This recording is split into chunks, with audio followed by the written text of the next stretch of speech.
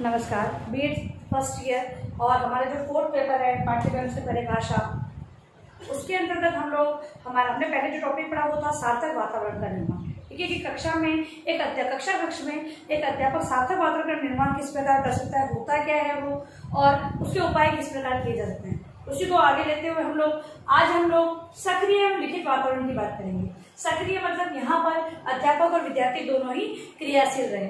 लिखित वातावरण मतलब लिखने की क्षमता का विकास एक बच्चे में करना, मतलब कि सक्रिय रहते हुए एक अध्यापक विद्यार्थियों को किस प्रकार उनके लिखित वातावरण के उपाय कर सकता है, कि मतलब कि ऐसे कौन से उपाय कर सकता है जिससे कि बच्चों के अंदर लिखने की जो क्षमता है उसका विकास हो सके। ठीक है, तो पहले हम लोग समझेंगे कि है क्या लिखित एवं सक्रिय वातावरण। तो लिखित एवं सक्रिय, लिखित एवं सक्रिय वातावरण,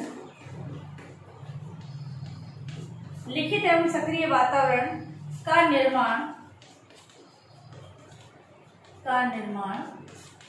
विद्यालय व्यवस्था में शिक्षक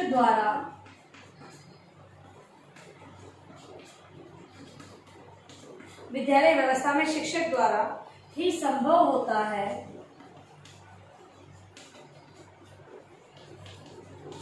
शिक्षक द्वारा ही संभव होता है।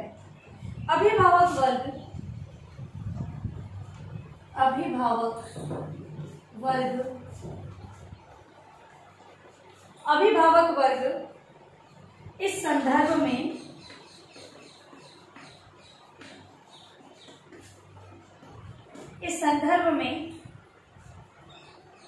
अधिक ज्ञान नहीं रखते हैं, फिर भी सामान्य रूप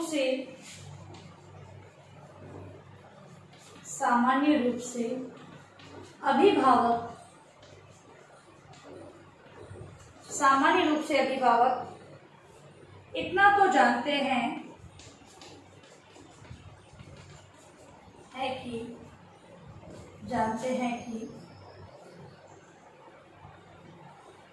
मौखिक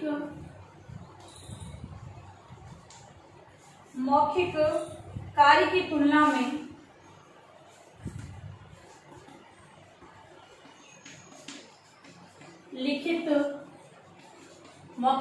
तुलना में लिखित कार्य के माध्यम से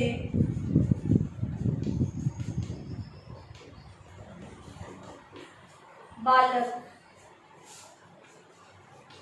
तीव्र गति से सीखता है। कैसे? देखो, हम ये बोलते हैं कि बच्चों को बोलते हैं पढ़ के तो याद करता है, लेकिन बच्चों को हम बोलते हैं कि लिख कर याद करो, तब आपको बहुत अच्छी तरीके से याद होगा और जो आपकी गलतियां है वो यहीं पर आपको पता चलेगी कौन सी गलतियां आप लोग कर रहे हो। तो अभिभावक है, यहाँ पर ये कहा गया है कि सक्रिय वातावरण में एक अध्यापक की भूमिका मेन मानी गई है, क्योंकि एक अध्यापक बच्चे को, अगर माता पिता कहें कि बच्चे बेटा आप इस प्रकार से फिल इन द ब्लैंक्स कर लो, ये कॉपी में राइट करो, लेकिन वो नहीं लिखेंगे। लेकिन अगर वही चीज अध्यापक ने कही है तो बच्चे बहुत रुचि से लिखते हैं और उनके अंतर्गत ऐसा उत्साह रहता है कि हम इस कार्य को करें, ध्यानपूर्वक से करते हैं, क्योंकि कक्षा में उन्हें प्रोत्साहन मिलेगा, उनकी बढ़ाई होगी। ठीक है, तो सभी कक्षा के बालकों के अंतर्गत उन्हें एक प्रतियोगिता के रूप में वो अपने आप को देखता है कि मैंने अगर काम कर लिया तो अध्यापक है वो मुझे बहुत अच्छा मानेंगे। तो इस प्रकार से तो अभिभावक ये जानते हैं कि बालक का जो अधिकतर विकास है, जो तीव्र गति से विकास है, वो मौखिक अभिव्यक्ति के बजाय लिखित अभिव्यक्ति के माध्यम से अधिक होता है। ठीक है, उसका विकास है वो अधिक कैसे होगा, तो लिखित अभिव्यक्ति के माध्यम से होगा। तो अभिभावक वो कैसे सहयोग प्रदान कर सकते हैं, तो जो अध्यापक कार्य दे, अभिभावक है वो सहयोग अपनाए और बालक को वो कार्य करवाए।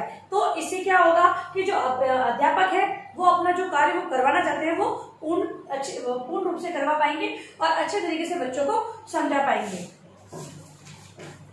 अब जो उपाय है उसकी बात हम लोग करेंगे, कौन कौन से उपाय होते हैं, कुछ बिंदुओं के माध्यम से उपाय को पढ़ेंगे। तो पहला है चित्र संबंधी कार्य प्रदान करना। चित्र संबंधी कार्य प्रदान करना। लिखित की बात हो रही है, लिखित अभिव्यक्ति की, लिखित वातावरण का सृजन करना है, तो यहाँ पे चित्र संबंधी कार्य प्रदान करना। तो एक अध्यापक है वो बच्चों को बहुत सारे कक्षा में उन्हें चित्र बनाने का कार्य दे। चित्र बनाएगा, अगर मान लो अगर कोई गाय के चित्र वो बना रहा है, सपोज वो गाय के चित्र बना रहा है, तो बालक देखेगा कि गाय के दो सींग है, एक पूंछ है, ठीक है, गाय की आकृति किस प्रकार की बनी होती है ना। अब वो चित्र बनाएगा तो वो सारे वातावरण उसके सामने आ जाएगा।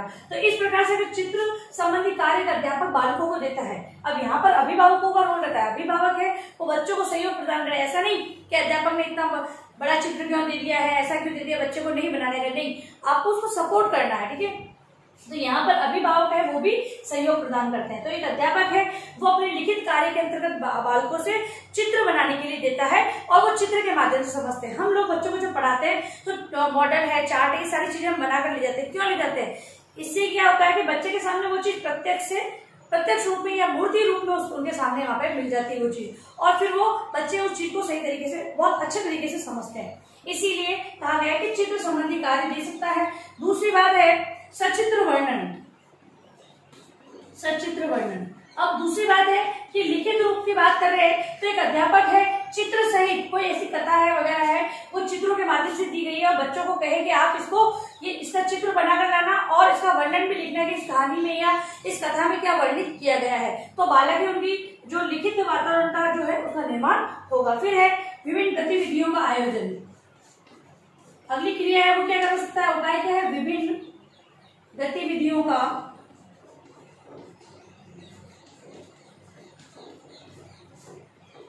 आयोजन। विभिन्न गतिविधियों का आयोजन। एक अध्यापक है वो विभिन्न प्रकार की गतिविधियां आयोजित करके बालकों को और आगे बढ़ा सकता है, उनके लिखित वातावरण का सृजन वो कर सकता है। नेक्स्ट है कहानी लेखन का अभ्यास। कहानी लेखन का अभ्यास।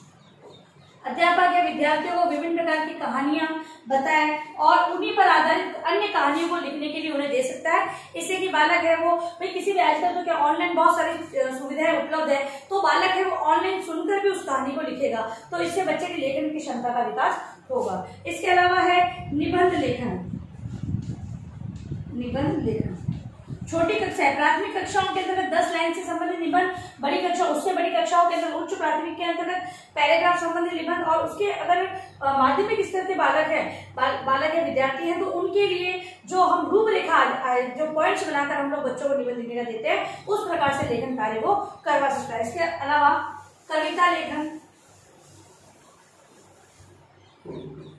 कविता लेखन, कविता लिखने के माध्यम से भी बालक की जो लिखित अभिव्यक्ति है उसका विकास हम लोग देखते हैं। तो कविता, क्योंकि बच्चों के अंदर सृजनात्मकता छिपी होती है, भाई एक अध्यापक है वही उसे बाहर निकालता है, ठीक है। तो अब यहाँ पर हम लिखित अभिव्यक्ति की बात करें तो यहाँ पर लिखित अभिव्यक्ति का विकास भी हो जाएगा और बालक के अंदर जो सृजनात्मकता छिपी होगी वो भी बाहर आ जाएगी। तो एक सक्रिय वातावरण, यहाँ पर अध्यापक क्रियाशील है, क्या क्रिया कर रहा है, वो कविता लिखने के लिए दे रहा है और विद्यार्थी उसमें लिखित वातावरण का सृजन हो रहा है, यानी वो कविता लिख रहा है तो उसके अंदर लेखन की क्षमता का विकास हो रहा है। नेक्स्ट है यात्रा वर्णन। यात्रा वर्णन। यात्रा वर्णन के अंदर कोई लिखी लिखाई यात्रा नहीं देनी है, बालकों को कहना है कि आप कहीं घूमने गए हो, उससे संबंधित एक वातावरण का सृजन करो और जो भी यात्रा वृतांत रहा आपका तो उस यात्रा का वर्णन अपने शब्दों में करो। इससे क्या होगा कि बालक उसको लिखेगा भी और उसके समझ में भी आएगा कि कहाँ मैंने गलतियां की है। नेक्स्ट है डायरी लेखन। डायरी लेखन, एक डायरी लेखन मतलब कि बच्चा है जो दैनिक कार्य सुबह से लेकर शाम तक सोने से पहले वो क्या क्या क्रियाएं कर रहा है, वो सारी क्रियाएं एक डायरी में उसे लिखवाई जाए। बच्चों को कहा जाए कि आप अपनी डायरी लिखने के लिए उसे प्रेरित करना। इससे क्या होगा कि जहां पर वो गलती कर रहा है, लिखने की क्षमता में जहां उसकी गलतियां हो रही है वो उसको आज नहीं तो कल वो सुधार लेगा और लेखन की जो क्षमता है उसका विकास होगा। यहाँ पर एक अध्यापक है वो सक्रिय रहते हुए डायरी लेखन का कार्य बालकों को दे रहा है, विद्यार्थी है वो भी डायरी लिख रहे हैं, इससे कि उनकी लेखन की क्षमता का विकास हो रहा है। और इन सबके अंदर अभिभावक है वो अपनी भूमिका निभाते हैं, बच्चों को सहयोग प्रदान करते हैं। अब आप लिखे अपना गृह कार्य प्रश्न।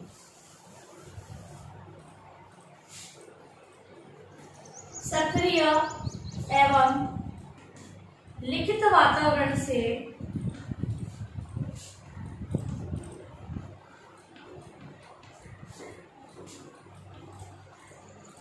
क्या तात्पर्य है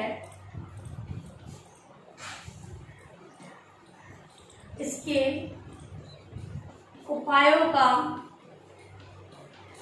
वर्णन करें।